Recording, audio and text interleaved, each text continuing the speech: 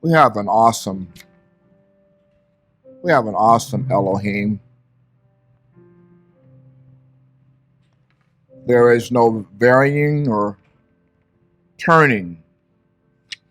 It doesn't change.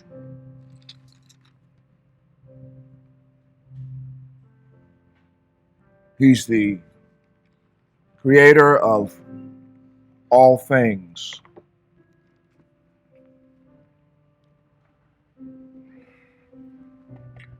He is the best father that we could ever have.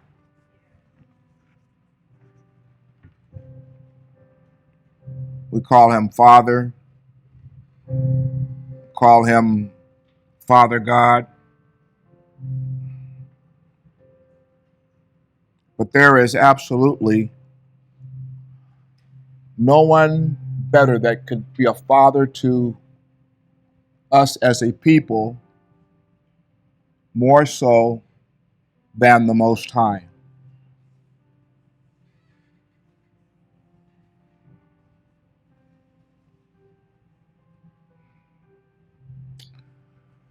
I happen to have been raised, as many of you today, when sons give their fathers credit, it means their fathers have done a good job. I was raised by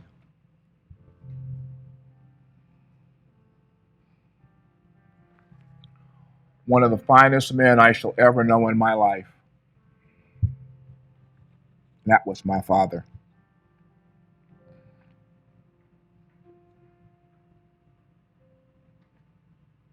He's been gone since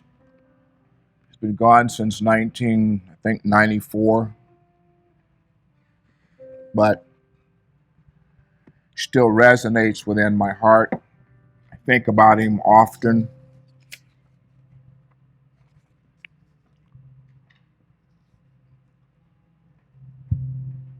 Today is going to be somewhat different. I need a little more mic. It's going to be a little bit somewhat different than what we have done. Sean and I were doing the podcast this week, and we began talking about some things that are germane to current events. And I want to talk about some current events today and bring them into the aspect of Scripture, because current events are scriptural. Current events are playing out in front of us every day.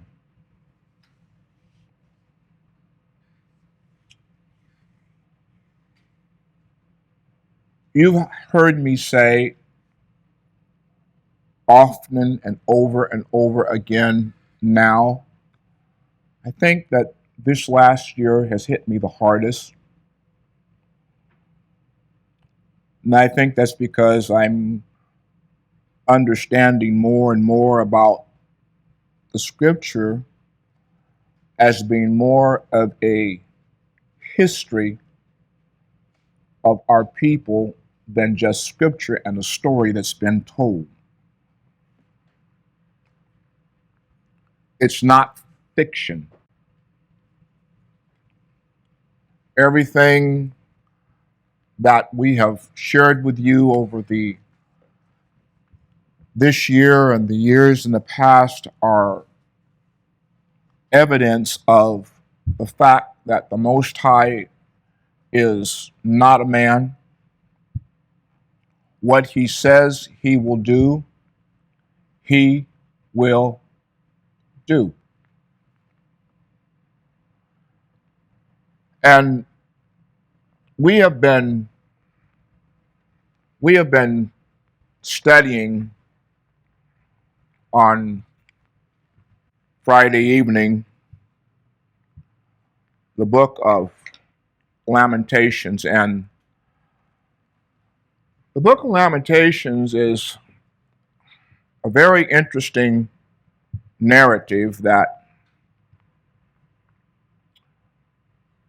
if you just read it without having a historical understanding, you can kind of just blow it off. And I have to say that probably over the multiple years that I have been in church, Lamentations probably wasn't a book that I ever heard anybody recite or bring any message from at all. But the narrative comes out of a historical overview of the plight of Israel.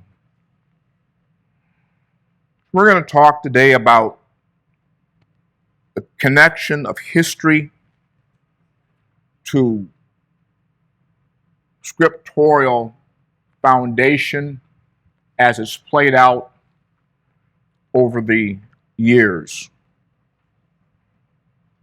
We're calling this Hebrew Modern Slavery History Timeline.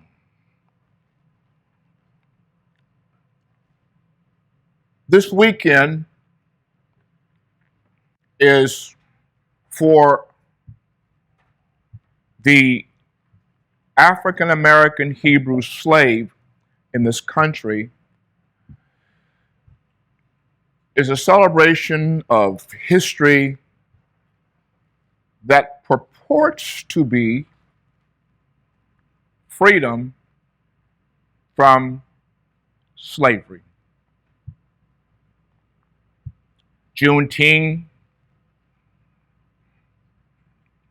But in my mind, and as I look at what's being played out current day,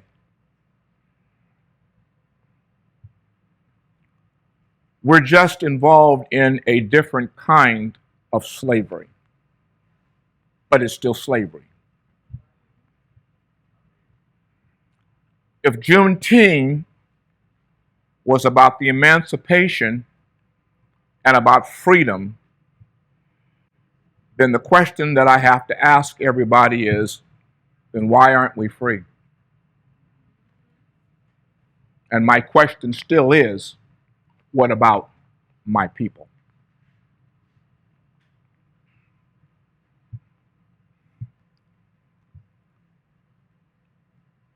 I listened to several of the programs that are kind of promoting this day, and I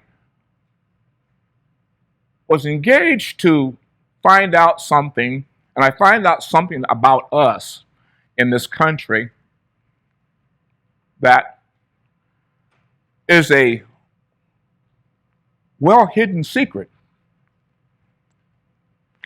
And that is that even in this exile and even in this plight that we live under, our people have made grand strides. We have done things that are phenomenal.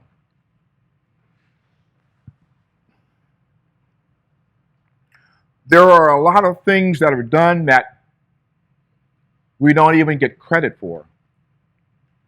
There's a lot of history. There's a lot of entrepreneurship that has gone on in this country that has been shelved under the table, and we don't even know about it. And I'm sorry, but I am totally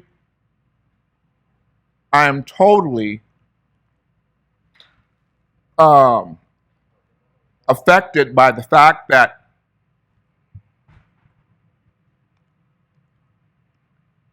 in a conversation where the Father's people in exile are declared to be 1/5, 1/3, 1/4, or whatever it is of a human being, I want the world to know that if that's the case, excuse my French today, but we're one hell of a man.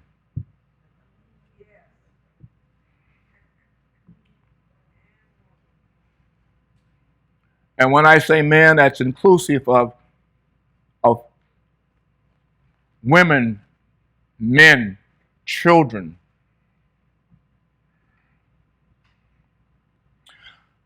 I can understand. I'm not trying to be political, but I've got to go down this trail because, for one thing, we're speaking today, but our children and our children's children, and there's going to be an awakening. There's going to be a greater awakening than what we have today.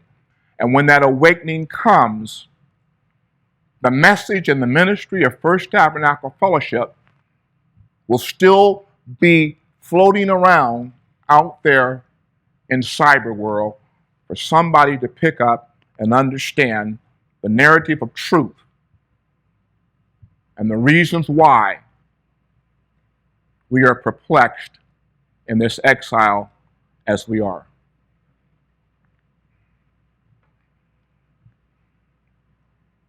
There was a slave who worked for his master, who was a builder,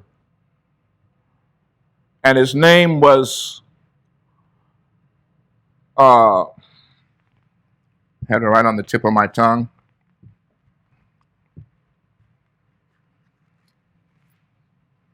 McKissick. And I don't know if you've ever heard of McKissick and McKissick. You should Google it. McKissick and McKissick.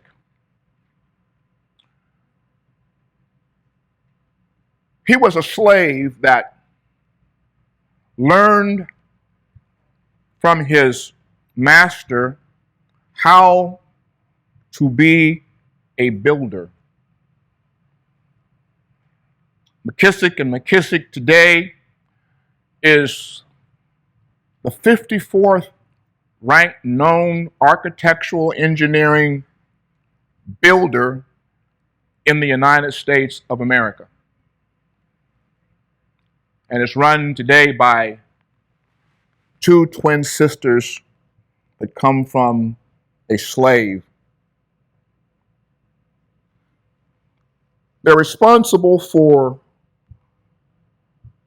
buildings in Washington, D.C., the Treasury Building, the Black History Building, responsible for the Martin Luther King Monument. They're responsible for a lot of things and buildings in the United States of America that are great. 54th ranked. Come from a slave.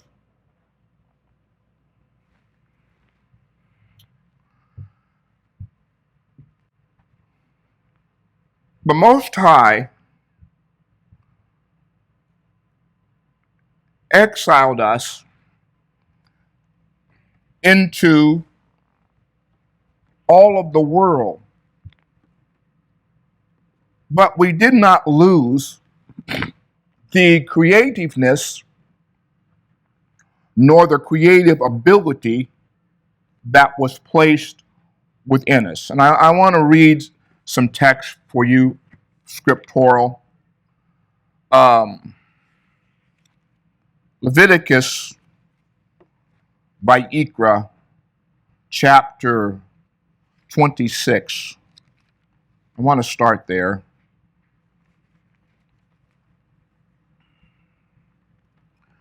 And I want to start at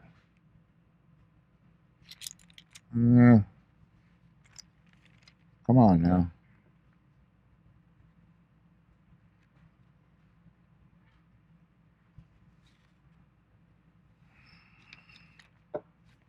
Had it marked. Oh, okay. Let me get over here where I'm supposed to be. Ah.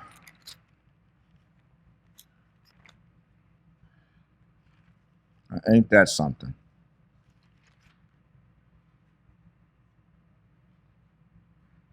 Yes, 26. And I want to start at verse number 14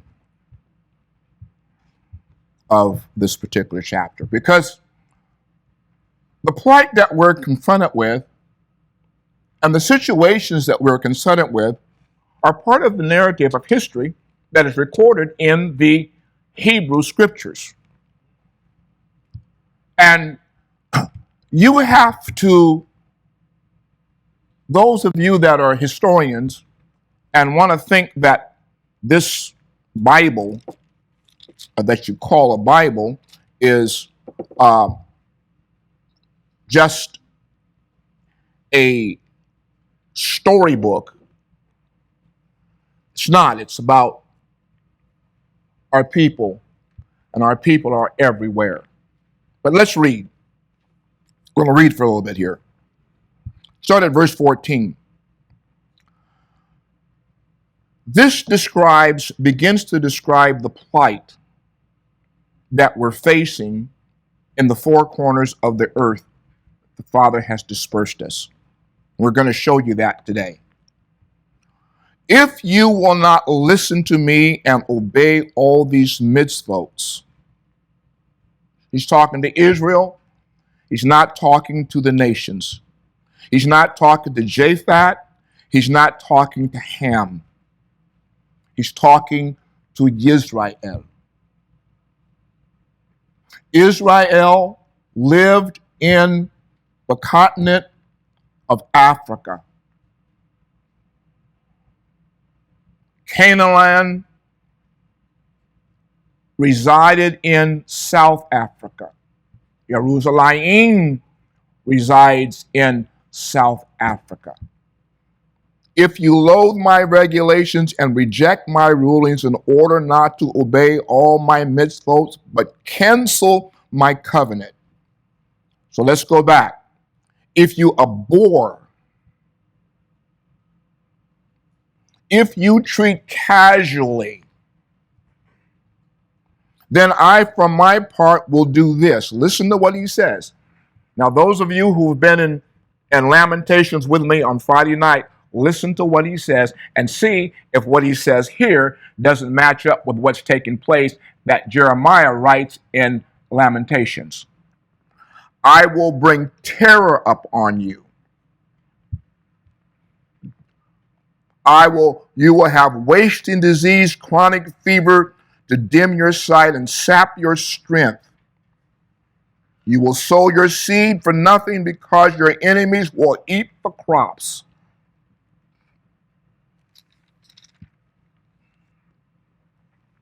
Let's go to 18. I will discipline you 7 times over for your sins. The book of Lamentation says, there has been, this is what Jeremiah says. Jeremiah who says, there has never been on the face of the globe a nation that has been so devastated and treated in the context most high that you are putting up on your people. There's not a nation that resonates with what we have gone through, what your fathers have gone through, what your ancestors have gone through, and what we're going through today. I want you to think about this. We talk about in church about he's coming back. Oh, he's coming back soon. No, it's not. No, it's not. We talk about a redemption period being close. I got to tell you, it's closer than it was, but it's still far away. You and I, in our lifetime, are not going to experience redemption. And redemption is not the applied work of a man in the New Testament. Jesus Christ cannot redeem you.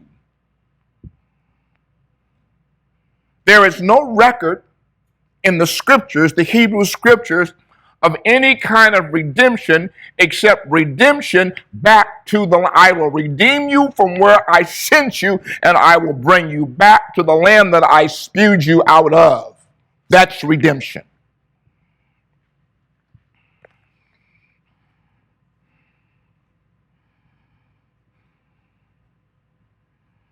Watch this now. Lamentations, he said, Jeremiah looked and he said, you know,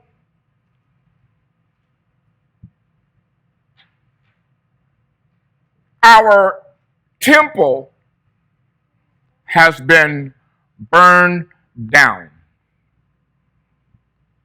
And you did it. Our cities have been wasteland.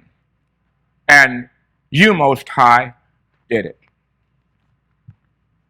And the Most High speaks back to Israel, and he says to them, who can comfort you? I'm paraphrasing. From where can you get your comfort? Who can comfort you? Did I not send you the prophets to warn you of this day? Did not I send warning to you to tell you about this day? I'm not a man that I should lie, nor a son of man. Listen to the words, nor a son of man. So now Jesus Christ calls himself the Son of Man, but the Most High said he's not a human, nor is he a son of man. He does not come from flesh and blood. He does not bleed. He does not lie. He does not change his mind. And if he said something, he will do it. If he said you're going to die, you're going to die. If he said, I'm going to send you into exile, you're going to be there until I say enough. Nobody can change that. Listen to this. I will strike you 7 times over for your sins. Verse 29. You will eat the flesh of your own sons. You will eat the flesh of your own daughters. Lamentations. Lamentations. Read it. Read it. What I'm reading in Vayikra and Leviticus is written by the prophet in Lamentations. And the problem is that the prophet in Lamentations, Jeremiah, witnessed it. He's not writing from a source of a story. He's writing from a perspective of he witnessed this. It broke his heart to see the temples destroyed and to see the babies, those whom Yahweh loved, destroyed because of sin, because of idolatry. I will lay waste your cities, make your sanctuaries desolate, so as not to smell your fragrant aromas. I will desolate the land so that your enemies living in it will be astounded by it. You will be dispersed among the nations, and I will draw out the sword in pursuit after you. Your land will be desolate, and your cities a wasteland. Who said it? Jesus? Who said it? Did Jesus say that? Or did the Elohim of Abraham, Yitzchak, and Yaakov, the absolute all-existent one. Did he say that?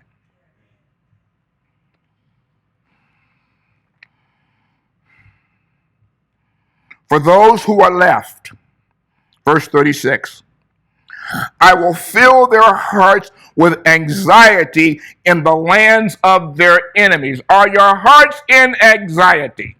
Are your hearts in anxiety in the lands that he's dispersed you? Are they? Who said it?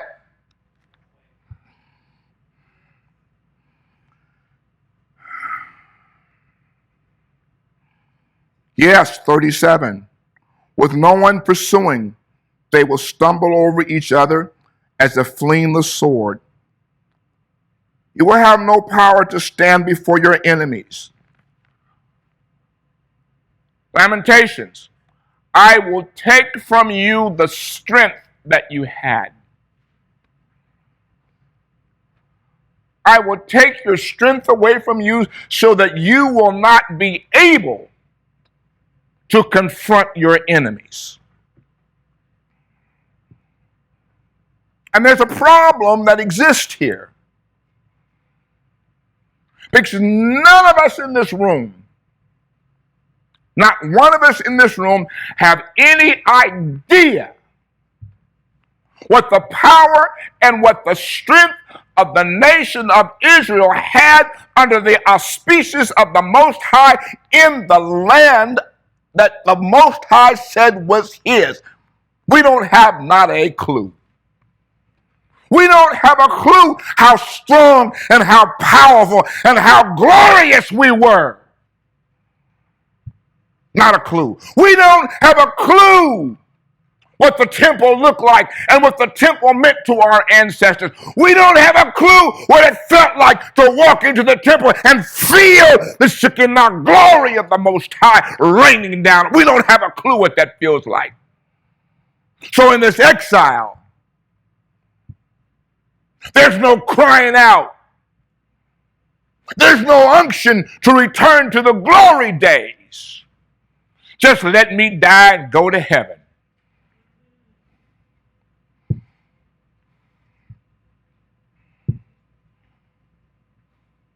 And in this exile, we think that because the nation to whom we've been exiled in wrote on a piece of paper and declared our emancipation declaration and declared us free. Ask me today, why today do we still feel like slaves? Because God, your God, said it was going to be so. And you can't legislate and you can't write a document to change the mind of the one who put you here.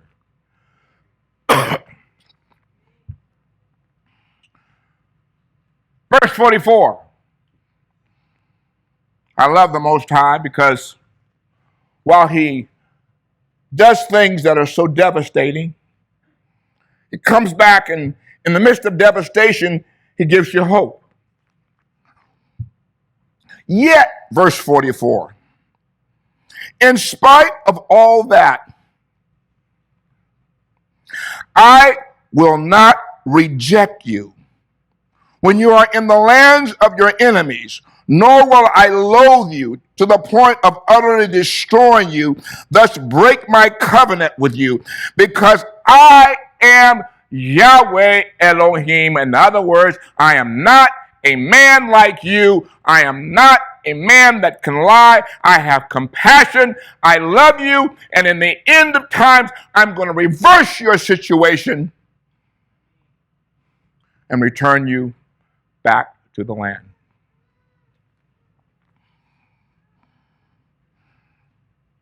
I will remember the covenant of our ancestors, whom I brought out of the land of Mitzrayim, with the nations watching, so that I might be their Elohim.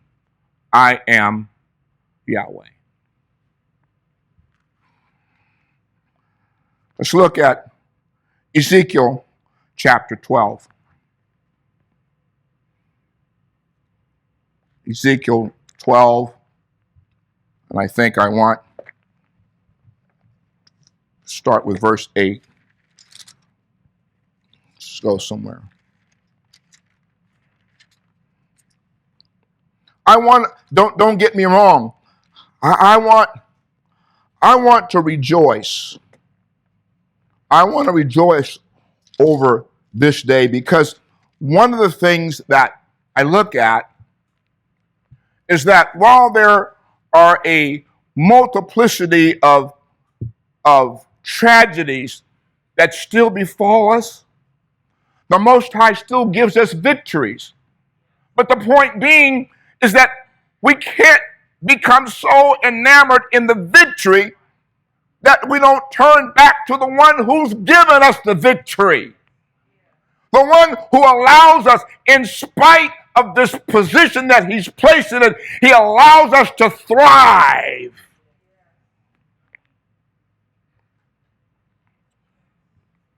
Chapter 12, verse 16, latter clause.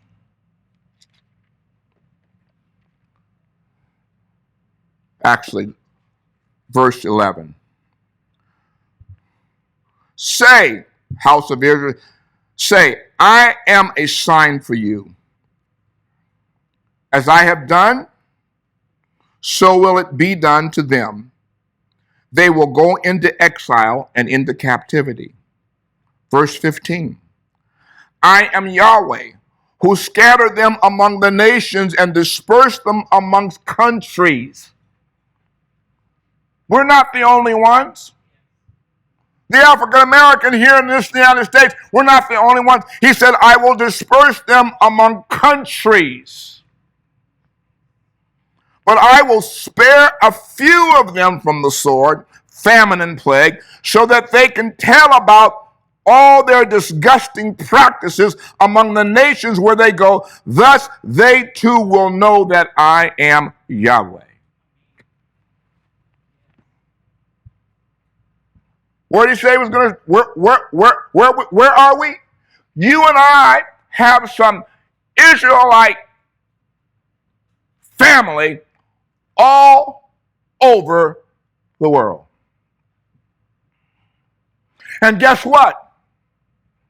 America isn't the leader of the dispersion. You'd be surprised to know what nation is the leader of the dispersion. America is the second nation. Guess who's first? Brazil.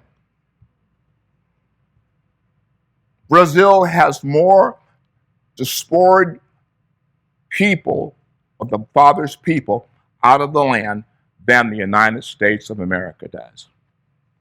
And everywhere he has dispersed us, what he said in this word, he is bringing to pass. And it's going to continue until Israel wakes up, realizes who she is, and cries out to him and returns back to him. It's going to continue. The bad news is you can't vote it out, you can't legislate it out, you can't write a bill to evict it out. It's going to be here till the Most High himself says enough.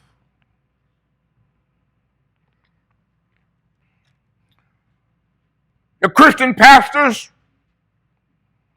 they can tell you that the devil's doing it. Ain't no devil.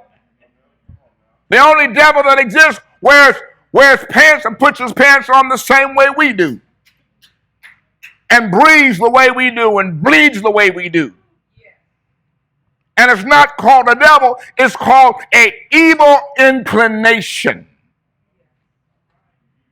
And the reason why the evil inclination is there is because the Most High invoked into man what he acts like, an animal.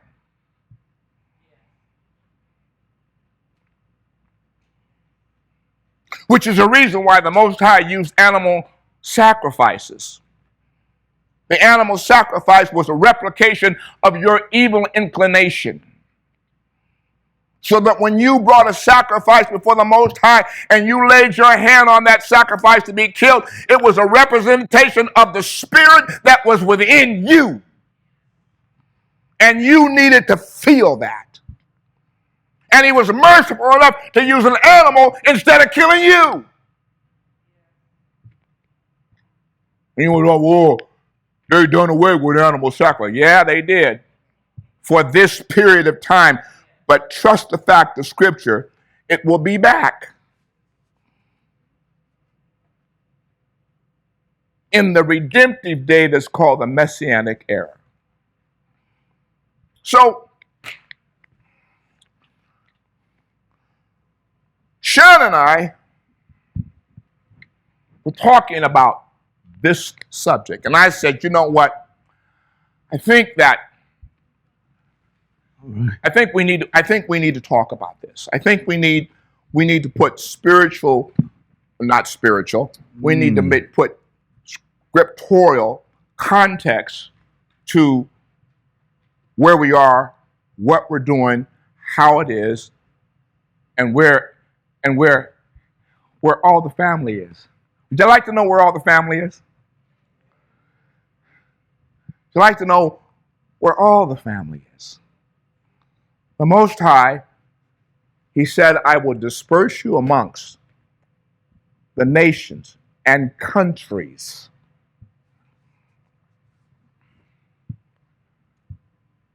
Nobody can change the mind, the decision that the Most High has made. And guess what? You know what the interesting thing about the Most High is? He doesn't forget. Oh, shucks, John. I gotta go back to something. Okay. I wasn't going to go back to this, but I got to go back. All right. He doesn't forget. I want you to think about something. In Matthew chapter 16, Jesus had a conversation with Peter. Peter? Yes. Okay. And he said to Peter, he says, Peter, upon this rock, I'm going to build my church. Gates of hell shall not fail against it. And I will give you the keys to the kingdom. That's what he told him in Matthew chapter 16, right? What he told him, right? Now I remember,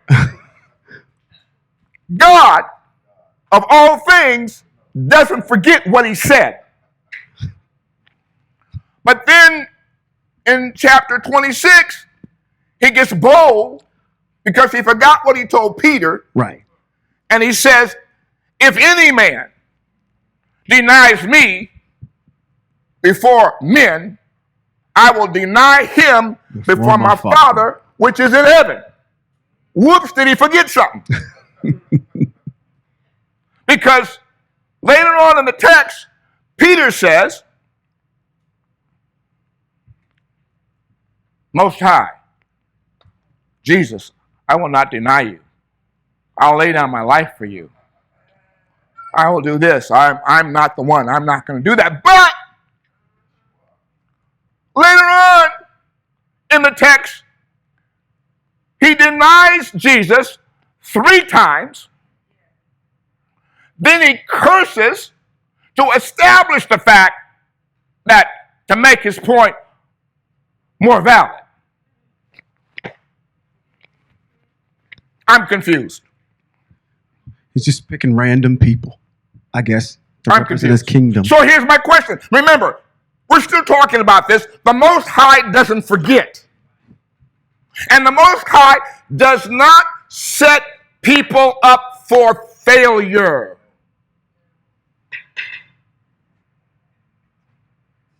So my question is, how come if he's denied before his Father in heaven, why is it in Acts that he's opening the church?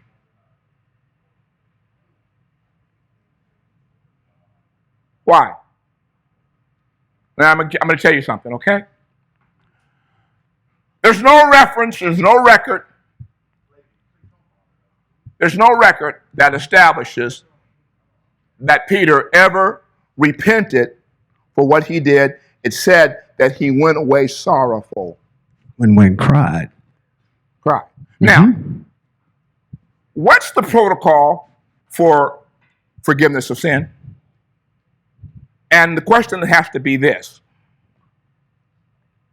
If Peter denied the Most High with forethought of knowledge, then that's willful. And there is no sacrifice for willful sin.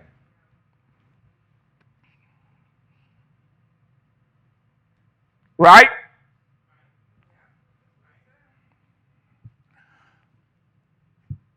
If a person sins before the Most High, according to the Most High, he would have to bring a sacrifice. And the sacrifice would have to be without blemish, and it would have to be brought to the Kohanim. Is any of that in the context? So the Most High changed his mind. The God who is God on earth that spoke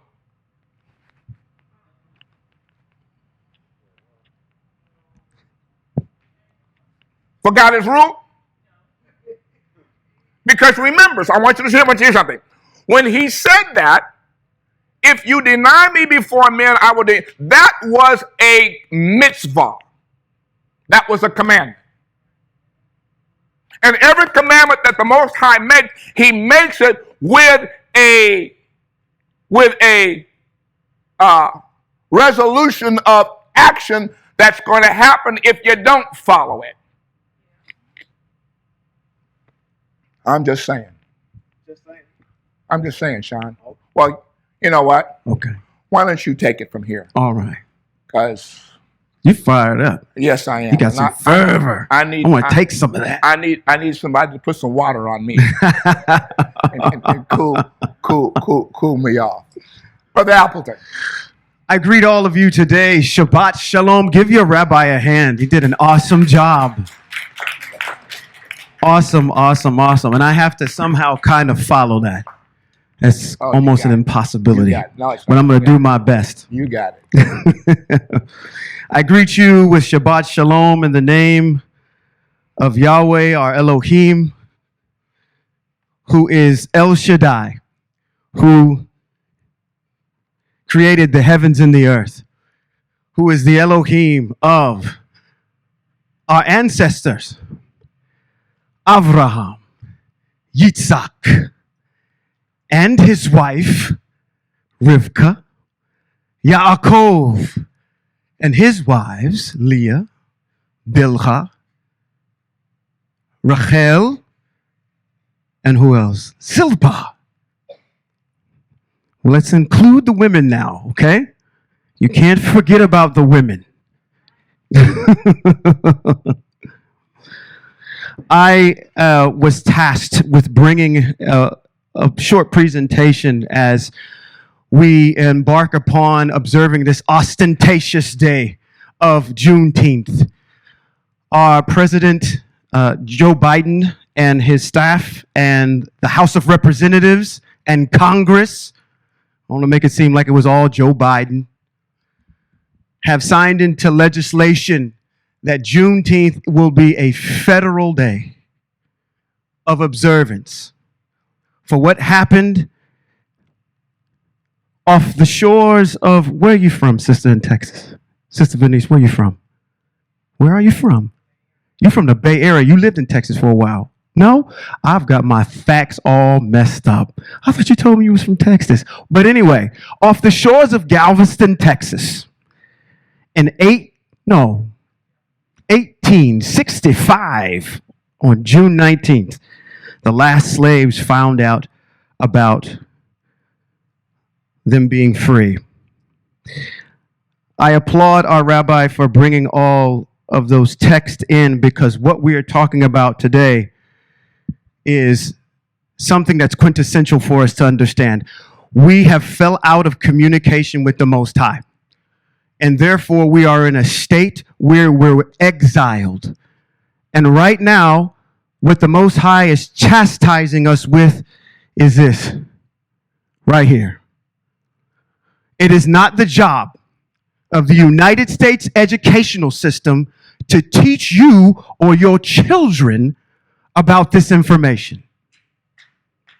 It is our job as elders in the community to teach our generations that are coming behind us about our ancestry. It's not their job. Stop getting mad at the federal government, at the educational system. It's not their position to do that.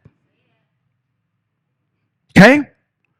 So when you see these gentlemen out here congregating on the corners, getting in gangs, killing themselves, black on black crime, we need to pull ourselves into that narrative as well, because we're not educating these young men about how 4% of the Africans that left in the diaspora wound up in the United States. 4. Matter of fact, our ancestors thought it would be better to throw themselves overboard on the way over here. You were in feces coming over here. When you look at the hue and the melanated people that are in this room, you're looking at the survivors of that atrocity. We don't instill that pride in our children, and therefore they go around and they think that another melanated person is less. What did I say last time when I was up here? You are whales living in fish bowls. You have a mind of a goldfish. You need to understand who you are. Let's go somewhere first. So I applaud the United States for putting this day into effect. It's beautiful that it fell on a Shabbat. But I want to go somewhere first. I want to add on to what Rabbi had said, because we quote it all the time in our podcast. I forgot to say, I also greet you with Moshe. We got to include Moshe in this. Moshe and Zipporah. Zipporah. Moshe, our greatest teacher. Let's go to Devarim 28. Okay? And let's read starting at chapter 15. Because what this is about, verse 15. Devarim 28, verse 15. What this is about is we've fallen out of union with the Most High. We are getting a spanking. All right? So what I'm going to attempt to try to do today, not quickly, but go through this and show you in recent history. Slavery for us happened in the last 400 years. But I'm going to actually, when I say modern, I mean in the last 600 years. I'm going to walk you through that, okay, as it relates to us. Let's go to Devarim 28, verse 15, and it reads, "But if you refuse to pay attention to what Yahweh, your Elohim, says, and you do not observe and obey the mitzvot and regulations which I am giving you today, then all the following curses will be yours in abundance." Oh my goodness. "A curse on you in the city, and a curse on you in the countryside. A curse on your grain basket and kneading bowls. A curse on your fruit of your body, the fruit of your land, and the young for your cattle and flocks. A curse on you when you come in, and a curse on you when you go out. Yahweh will send on you curses, disasters, and frustrations in everything you set out to do, until you are destroyed and quickly perish because of your evil actions and abandoning me." Who is writing this? This is Moshe. Moshe is writing this because his friend, the Most High, who he sees face to face, is telling him this. 21. "Yahweh will bring on a plague that will stay with you until you are exterminated from all the land that you are entering in order to take possession of. Yahweh will strike you down with wasting diseases, fever, inflammation, fiery heat, drought, blasting of winds, and mildew, and they will pursue you until you perish. The sky over your head will be brass, and the earth under you iron. Yahweh will turn the rain your lands need into powder, and the dust that will fall on you from the sky until you are destroyed. Yahweh, your Elohim, will cause you to be defeated by your enemies.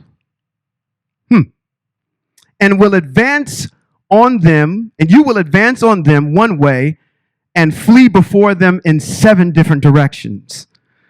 You will become an object. Listen, this is you right now. This is prophetic about you. Okay? 25. I'm going to go back up there. Yahweh, your Elohim, will cause you to be defeated before your enemies. You will advance on them one way and flee before them in 7. You will become an object of horror to every kingdom on earth. Is that true right now?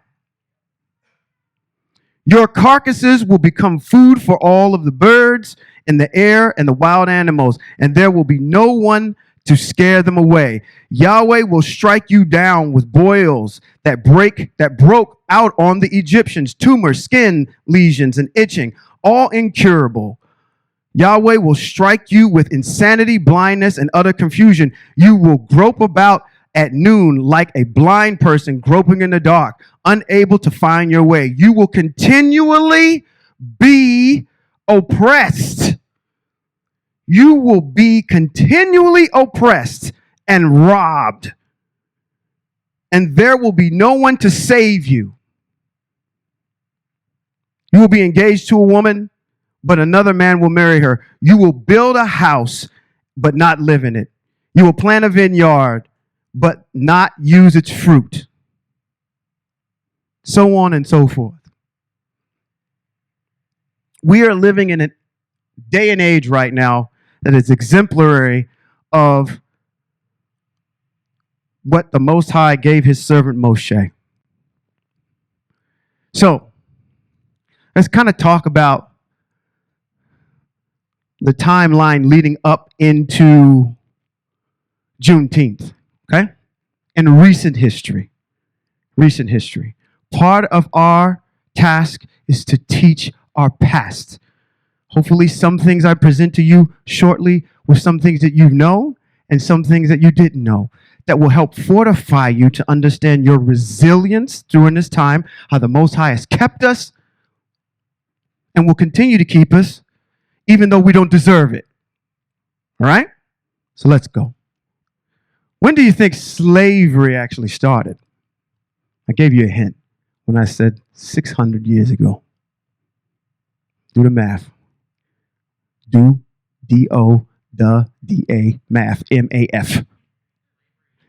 Slavery in general. The idea is slavery. When did slavery, let's be more specific, when the idea of taking slaves in Africa started? Started in the year 1450. Okay? 1450 is when the slave trade begins, and it begins with a group called the Portuguese. The Portuguese, if you know, were very instrumental in the slave trade, along with the Dutch. Okay? The Portuguese, why did they start in Africa? Trade routes in the eastern part of Eurasia were becoming strained as they had to interface with the Muslims. Now, because those trade routes were getting strained, they had to think of alternate ways of getting the things that they need. They discovered countries or tribes of people in Africa. And their initial ideas were to go and do trade and do business with them. Okay?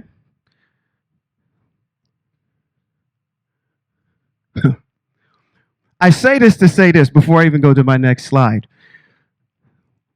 The Portuguese started striking deals with the indigenous there, and people started getting sold as slaves during that particular time. And starting in the 1450s, and now I'm talking about the first documented, written documentation of this actually happening, okay? I want to make it abundantly clear that people being sold into slavery was a two-part deal. It takes what? Two to tango, all right? If you go on YouTube and you look at some of the chieftains from Africa, they offer formal apologies for selling their own people into slavery. Okay? It's not just, okay, the Europeans came down here and they were kidnapping and stealing. They were doing that as well and enslaving, but it was a deal that was brokered between the two parties. One of the evidence of that is in 1482. There is a castle called the Elamina Castle. It's found on the shores of Ghana. You do not go to someone's country and build an edifice like that and not have a deal with them about it. Okay? Nobody's going to come to American shores and build something and America's not in on it. All right? Ghanaian chieftains can be found giving apologies for it. And I want to actually say this too, because when I did this dissertation last time, I brought this out as well, is that the United States has apologized for its involvement in slavery twice. Each individual state in the colonized South has given an apology, written apology, for its atrocities of the slave trade and how they participated in it. But I'm going to pull a page out of my wife's book. Because she says to me, she says, listen, if you are going to say something to me and embarrass me, put me out on Front Street, mess me up, then your apology should be as big as your offense. Okay? You don't know about any of this stuff because it's been like, I've put you on blast and I've done this for the last 400 years, but hey, you know what about that slavery thing? You know, we're sorry about all that. We didn't mean to do that. Can we just move on? Because we don't need to talk about this anymore. I mean, it's a blemish on our past, but you know, good. No. When you apologize, it should be as big as your egregious act. Okay? So, I just want to drag that in there to say, listen, okay? This goes out to Africa too. You took your part in it as well. You cannot blame Europeans totally for that. You're there in with it. You got to get dragged there too. So this was one of the castles that was built. It was originally set up to go ahead and do trading for silver and gold, a lot of the commodities that were coming out of Africa. And then it was conquered in 1637 by the Dutch. But originally it was for trading, and then it turned into a slave castle on the coast of Ghana. All right. Skipping forward to 1484. This is a picture of Portuguese priests proselytizing African children. Christianity was not indigenous to Africa. Let's say that one more time because you didn't hear it. Christianity was not indigenous to Africa. Don't think that Christianity was brought over seas and then you found out about it here when you were on United States soil. You were indoctrinated prior to that. And subsequently, there is an African chieftain in the Congo. His name is Nzinga Mvimba.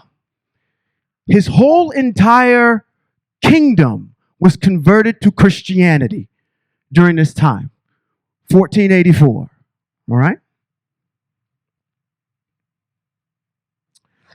During the 1500s, moving forward, during the 1500s, even though they were doing business with the Africans and selling Africans into slavery, I wanted to bring this up to make sure that everybody understands.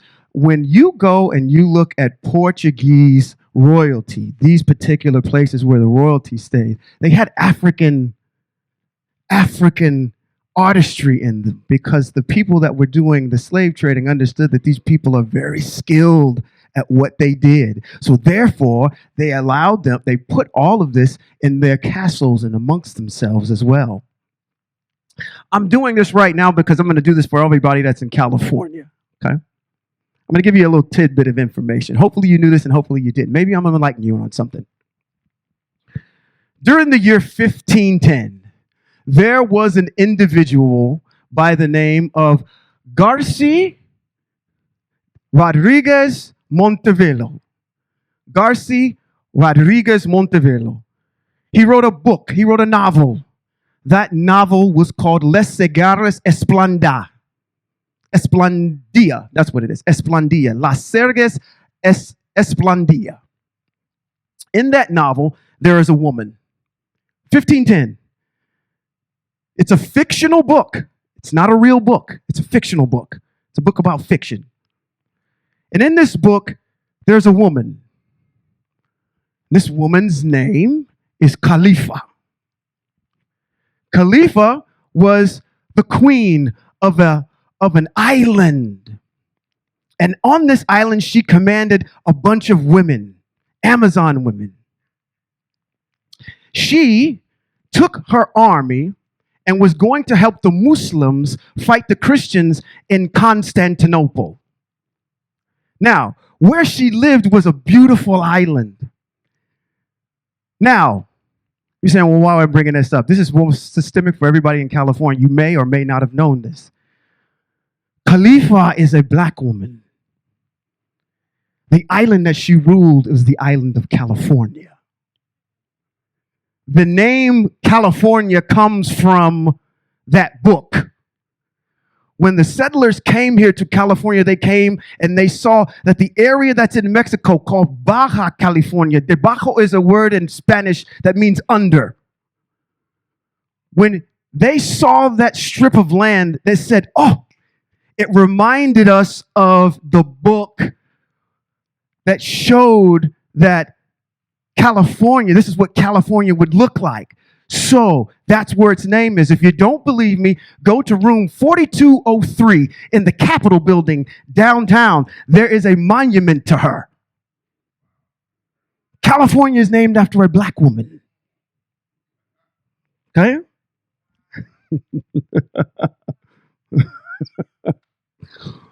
At any rate, I thought I'd just drop that in there just so you know. Since we're doing all this Hebrew history, let's fast forward to where we start our 400 years where we say we have been enslaved and dispersed. What year was that? 1619. 1619 earmarks the first year that the American colonies brought slaves to the colonized United States. It wasn't the United States then, okay? Wow. In 1619, there were 20 slaves that arrived on a Dutch privateer called the White Lion. The White Lion, again, had 20 slaves on it. I bring that year up because in school, we learned that in 1620, the Mayflower showed up, where we celebrate Thanksgiving and we met the Indians and yada, yada, yada. What they won't tell you is that a year prior to that, slaves were already here. Okay? That's what happened in 1619. We first start seeing slaves arriving in the United States. And matter of fact, just for a point of reference, those slaves landed where? Do you know what state they went in? That's right, Virginia. Jamestown, Virginia, is where they wound up first. All right? 1707, let's skip ahead a little bit.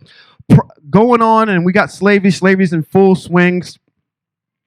Boats are continuing to come over here, dropping off slaves left and right. From 1774 to 1804. In those particular years, we have the establishment of the South. The South is getting established. The southern states. Do you know what the Confederate southern states are? Okay, let's name them. There's 13 of them. I heard that. There's 13 of them. Let's name all 13. North Carolina, South Carolina, Georgia, Mississippi, Louisiana, Alabama, Texas, Florida, Virginia, Tennessee, Arkansas, Kentucky, and Missouri. Those are all the Confederate states. All right? Now, during this particular time, from 1774 to 1804, the northern states, New York, Ohio, Indiana, Michigan, Pennsylvania, these states were abolishing slavery over that particular time. Okay? Now we're going to start seeing this split in the country. From 1774 to 1804, slaves were being freed in the North. All right? Now, I put this up here to note something, that everybody was involved in the slave trade. This is not, I'm going to preface this because we have to, because my dear brother Nick Cannon got roasted for this. Okay? Jews were involved in slavery, folks. Ephraim Sadowski, that is a Jewish man. This is a post about Negroes. You have to understand where the power structure comes from, okay? A lot of Jewish people owned slaves. The slave, what happened was, you got to understand that during this time, the biggest commodity for the United States was what? Cotton, tobacco. What they would do is they would mine it here, ship it up north, and then from up north, take it all the way back over to Europe where it was manufactured. So the raw materials were being mined here, okay? So it's like today with oil. Everybody's fighting over oil, all right? Back then, it was cotton, okay? The manufacturing of it as well, okay? So what you have is that Jewish-owned companies were involved in this. That's why you get the big numbers and the big people with the Rothschilds and the Bilderbergs and all these individuals that have money because it was done on your back. Okay? That's how that works. That's how they got their money. Just like when in the 60s, when we hear about John F. Kennedy and the Kennedys got all their money, you know how they got it? Prohibition. Alcohol. When there was a time in this country when alcohol was prohibited. That's why they call it prohibition. And then during that time, individuals would still smuggle it in. Okay? It made people rich doing it. Joseph Kennedy was one of those people that was doing that. That's why he had enough money in conjunction with working with organized crime to get his people to where they needed to be. Okay? Same deal here. You get your big banking companies because they invested in this. Okay? All right. So, hold your point. Okay. We were going to do this. So we don't get lost in the narrative. You say, well, what has this got to do with what I said earlier? Exactly. See? Mm-hmm. The Most High said he was going to disperse Israel into the four corners of the world. He did not say how he was going to do it. So as we go through this narrative here, you and I are witnessing how the Most High is going about doing what he said he was going to do. So I don't want you to get lost in the historical context of what's going here, that it's separated from the narrative of Scripture. The Most High said, I'm going to do it. I didn't tell you how I was going to do it. All right. Very well. There's some things that I want to note going back, but let's go back to 1774. Let's move forward 2 years. What happened in 1776?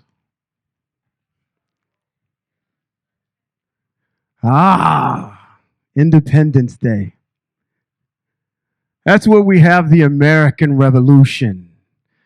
Or at least the country's ability to separate itself from British rule. Africans were included in that war. Okay? Slaves were included in that war. They fought alongside They're enslavers. And as a matter of fact, this proclamation here was by Lord Dunmore. Lord Dunmore was the Virginian governor at the time. In 1775, he said, listen, all slaves that want to enlist into the army and fight in the American Revolutionary War, we will grant you your freedom. That's what this document says. If you survive and live to come back, tell about it. This is what this document was, okay? So you fought alongside in the American Revolutionary War, even though you were still a slave, right? America achieved its independence on July 4th, 1776 from the British. Now, so they say. Let's skip forward to 1778.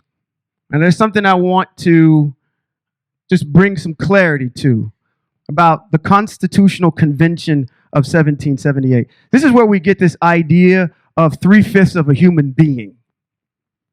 Now, to provide clarity for that, in the Constitution Convention, what they did was they said, okay, how are we going to deal with, and this is what this is all about. States have a population of people, correct? Okay. A state's, during that time, a state's number of people that sit on the House of Representatives is directly correlated to how many people are in the state. Your taxes are based on how many people are in the state. What they did was they say, we are going to count the Negroes as 3/5 of a person, so we don't have to pay as many taxes. It was an economical thing. Okay? That's what that was about. And it also resolved the issue of how many people a state could have on the House of Representatives for that state. Okay? So it's a twofold issue. How many people do we have sitting at the House of Representatives that represents Georgia? And okay, let's keep our taxes down so we won't count them as all of a person. That's what that's about, okay? All right. And there was a hush in Israel. Let's jump to 1808, okay? Just a couple years, 30 or so years, maybe 40 years later. The slave trade is banned in the United States. We celebrate Juneteenth today because in 1863, the Emancipation Proclamation came out. But in 1808, on January 1st, the United States banned the transatlantic slave trade to the United States. It means you couldn't bring anybody in here anymore. By that time, all of the southern states had about 4 million slaves, okay? There were also in the coastal states slave manufacturing houses where all they did was breed slaves. Yeah. There is a cuss word that we use, that I use personally, but I've heard from time to time from people. How they would do this is they would take the males and they would put bags over their heads, and then they would have them do things with their mothers. It's where the derogatory word mother comes from. That's where that comes from. Boy, maybe I should stop.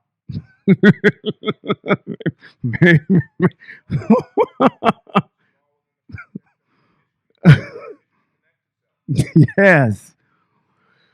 So, all of this is going on. We're bearing the burden of this. The Most High is kicking our butts. Kicking our butts. Let's skip a little bit forward. Go ahead. Come on. Come on. But the Most High said, I will make you an abhorrence. I will make you become something that's abhorred. That action that he just talked about is an abhorring action. It's nasty. But he says, I will disperse you and I will make you an abhorrence before the nations. There it is. Yes. Yes, sir. 1820 comes around. Now, I told you that from 1774 to 1804 was when the North was freeing slaves. Okay? So, during that time, if there was an association that was put together, it's called the American Colonization Society. It was put together by slave owners and abolitionists to provide a way for, it was called the ACS, to provide a way for slaves to return back to Africa. You asked the question, did the United States ever support a Back to Africa movement? Yes, it did. And it set up the country in Africa called Liberia. Liberia. Okay? That man in the middle, do you know who that is? That is Joseph Jenkins Roberts. He's the first president of Liberia.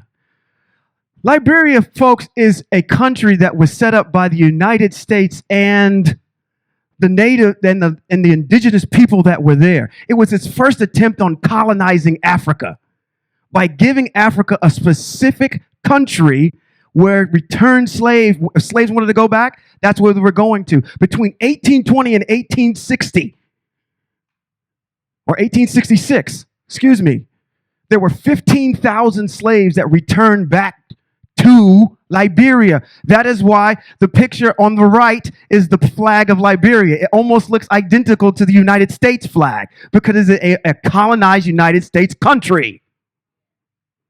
When you go to Liberia, they speak English.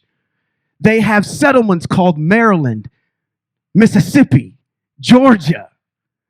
If you go to Liberia, there is a Maryland, Liberia. It is based on the United States. This man in the middle is Joseph Jenkins Roberts. He was the first president of Liberia.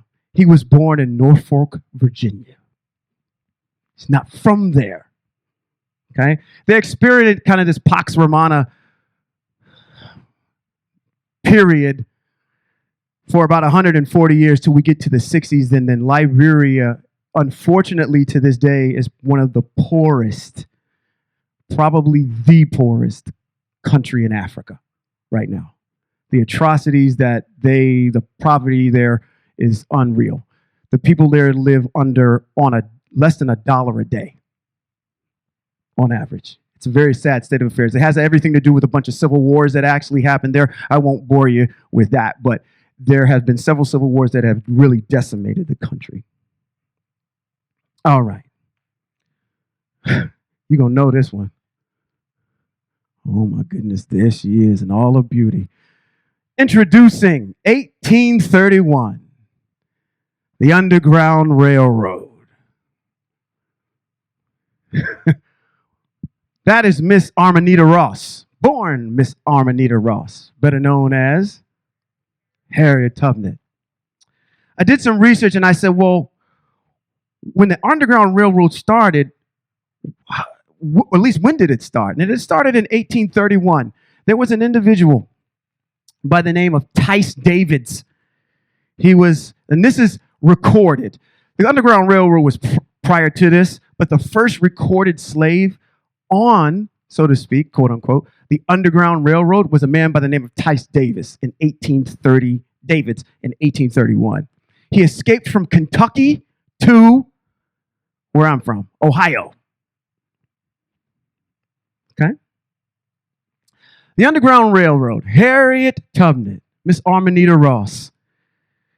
It is said, and what's widely accepted is that this woman helped 300 slaves get to the North. Over 19 trips back and forth to the southern states.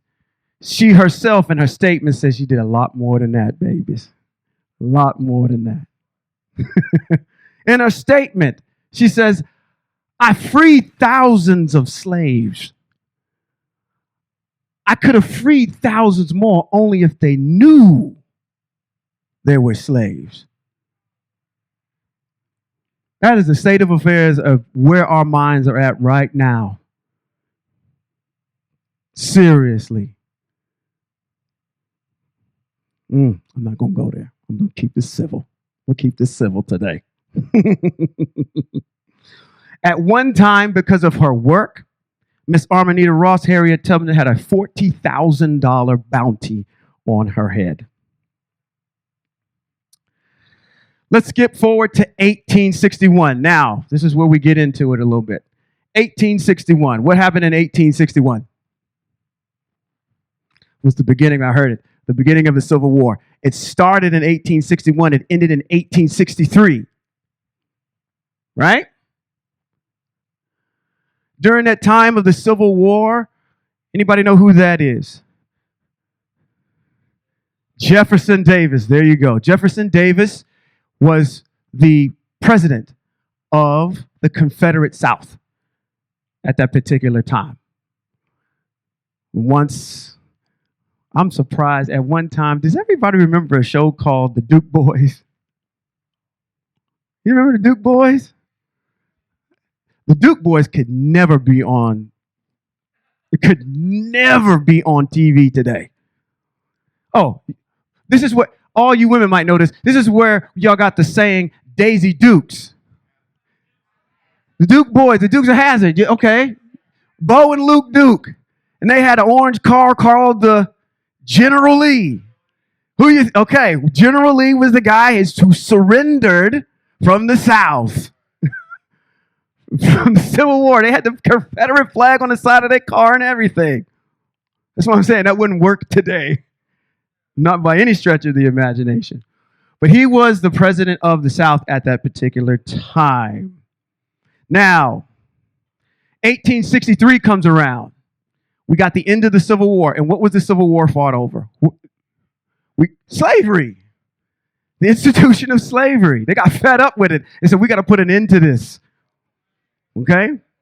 This is what happened. We have the American Revolutionary War, which is a big deal. Got us separated from the British. And then we have the Civil War that was fought over you.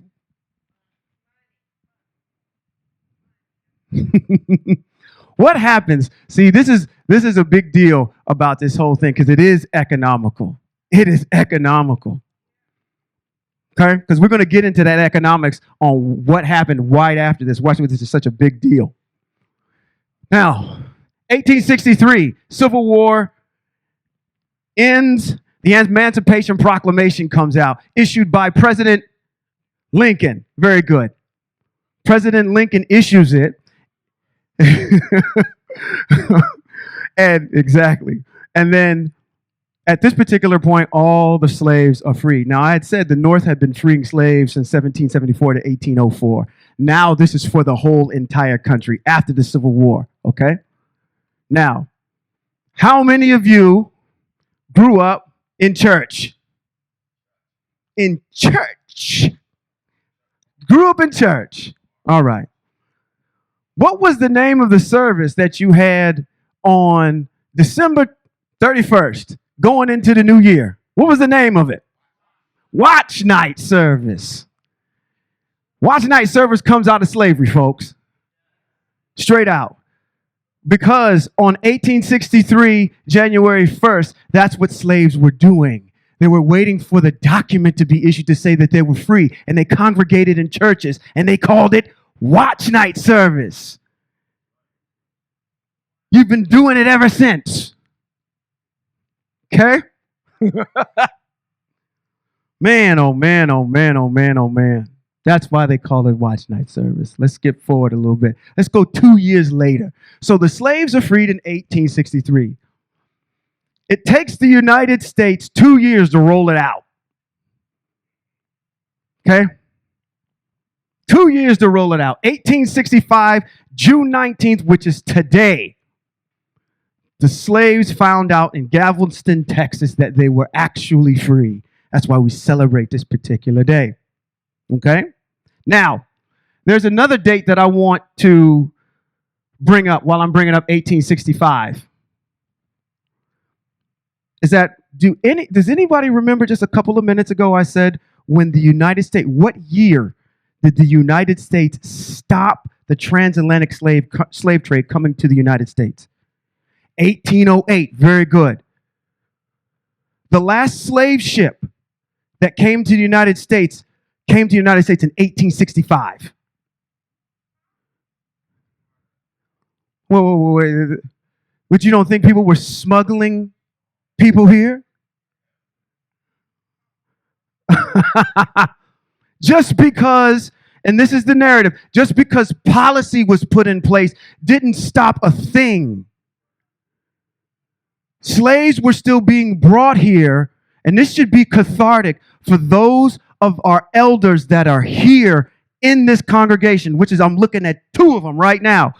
When you look at the last slave ship that was brought here, it was a small schooner called the Clotilda. It wound up in Mobile, Alabama. There were 110 slaves on that, women, children, and men.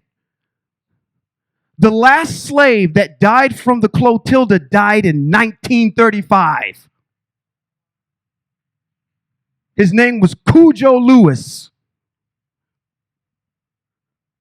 Some of you elders in here have a generation that before you that was alive when the last slave was around. Do you think we're that far away from it? The death of the last slave? We haven't been 100 years yet. Okay? We have made an extreme amount of progress. But like I said, if you count slavery or black history or Hebrew history or whatever you want to call it, a book that was 1,000 pages, slavery starts on page 996. Because if you want to talk about your history, you got to go back to Bereshit when the Most High cracked it open and said, listen, I'm hovering over the waters and I'm getting ready to make everything. That's where your history starts. Way before this. Okay? President Obama being the president of the United States is a drop in the bucket based on what Yosef did in Mitzrayim. You think you got somewhere. You went 1,000 steps back to go 50 forward. Oh, we've got somewhere. We got a president and everything. We got a new black vice president. That ain't nothing to what the glory that we once possessed. Am I soapboxing? I'm soapboxing. And this is the last piece here. So let's talk about economics real quick. So from late 1800s to the early 1900s, which will kind of get us up to all of those folks that were kind of born. I think that most of us in here, except for some little ones, were born in the 1900s. I can say myself, I was born in 1977. Okay, do the math. DODAMAF, do the math. What's happening in the country? You've been freed, 1865, and so forth. Now let's talk about the economics. What's going on here? You are on a plantation. You handle all of the painting. You handle all of the carpentry. You handle all of the sharecropping. You handle all of it. No one is lifting a finger to do anything because it's being done on your back. And you just let a whole entire labor force free. Who's doing this work? Who's doing it? Because we sure ain't. Nobody is hiring. And this is where this comes in. The American Federation of Labor was created by an Ashkenazi man called Samuel Gompers. Okay? What happens is that because this labor force is out there, what happens is this, is people that want to join the union are excluded because of you're African. We don't want you. So what happens after that is they do this, is they take all the individuals that want to be a part of the union, exclude them, start the AFL, and during the same time, what does American Shores do? We open our shores to immigrants from Europe. So all the immigrants from Europe that are skilled tradesmen are coming over here. So you have no ability to get any work. We shaking the gates, aren't we? Shake them. Shake them bad boys. So that's what's happening here at this particular time, and it brings us right up to kind of where we are. So I wanted to go over that just a little bit, and I thank our rabbi for allowing me to be able to share this with you, to give you some enlightenment on who you are, on how we've transversed, how we've been resilient in what we've been doing. That you need to keep this into perspective, is that you are not entitled to this. This is why we call it the age of grace, because it's unmitigated favor you do not deserve. This was brought upon us because of the fact that we did what? We got away from the mitzvot of the Most High. And this is the spanking that we're getting. We recount this so we understand how we've traversed. Okay? If we want to make change and accept that change, we need to turn back in teshuvah to the Most High, getting all the way back prior to this. It's a very simple equation. So that's my little presentation. Thank you guys for allowing me to present it. Thank you. Now, I wanted us to show. I wanted us to show the mapping of the dysphoria, of where all of this. This is just about America, but I wanted us to show the mapping of the dysphoria, the numbers of people that are in Brazil, America, and all the other routes that come in, to show that the Most High did exactly what He said He was going to do, disperse this amongst the countries. Because between Brazil and the United States, there are trade routes into other countries where Israel currently exists. Mm-hmm. And as I said before, you say, well, what's this got to do with this? The histories are connected. The Most High said He was going to do something, right? Because I said earlier, He didn't tell us how He was going to do it. And He didn't remember something, that every time the Most High says He's going to do something, He uses people to accomplish His task. He used Babylon, He used Nebuchadnezzar to be a whooping war for Israel. He used Syria to do the same thing. He's using the nations to do the same thing that He had Babylon and Nebuchadnezzar and the Assyrians do in this final exile. We are part of the narrative of the final exile and all the things that are connected to it. So I wanted you to see that, and I wanted you to understand the narrative. As I said before, the things that the Most High has promised, you and I will probably not witness in our lifetime. Because once again, there are things that we don't have a connection to. One of the things that Jeremiah said in the book of Lamentations to Israel, because he got kind of upset with the fact, why don't you do something? You see what's happening to you. Why don't you do something? Why don't you cry out? Why don't you cry? Why don't you weep for the past?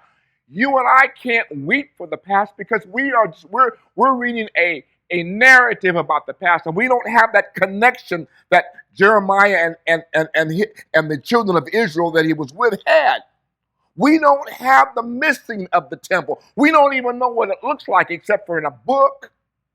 We don't have the experience of going into that temple, into the Shekinah of the Father and seeing all the glory. We don't have the presence of everything that they had. They did.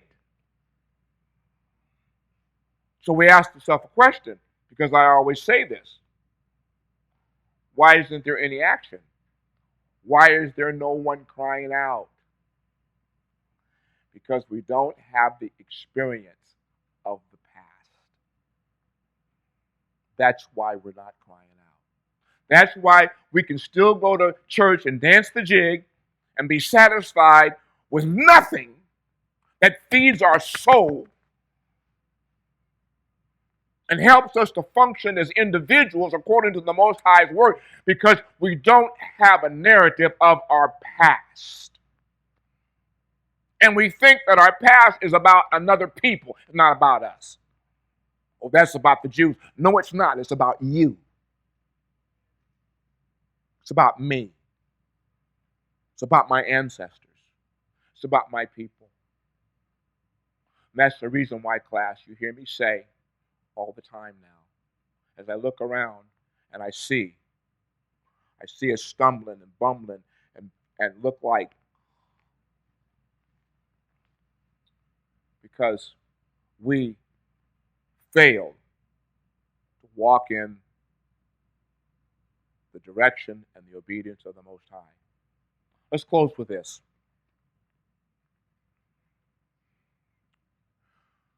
You and I are blessed in this land that we're living in because you and I have turned to the Most High and honoring His word.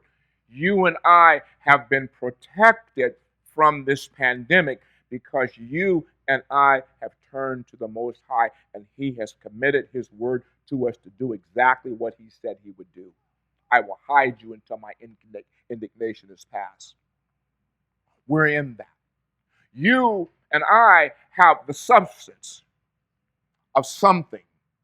Calvin, you are growing exponentially in your business because the Most High promises good to those who will obey His mitzvot.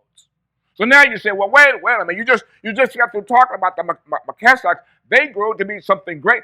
The Most High will use what He needs to use, and in the midst of it, He'll let you know once again, I'm still in control, and don't get it twisted. I will never leave myself without a witness. And if y'all think in this exile you did this on your own, you got another thought coming. Because you didn't read the narrative where I said, when you go into exile, where am I? I am in exile with you. And what did I say I wouldn't do? I said I would not utterly destroy you. Some of you got destroyed, but I'm not going to utterly destroy you. So there is this aspect of affluence.